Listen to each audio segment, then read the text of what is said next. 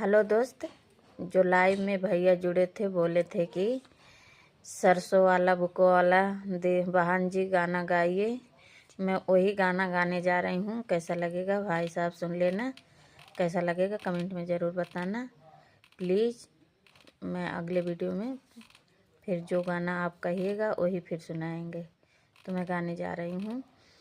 हमरे कवन पापा इस पसंदार जी खेतवा में जाई खोज सरसों के पेड़ जी खेतवा में जाई खोज सरसों के पेड़ जी खेतवा में जाई खोज।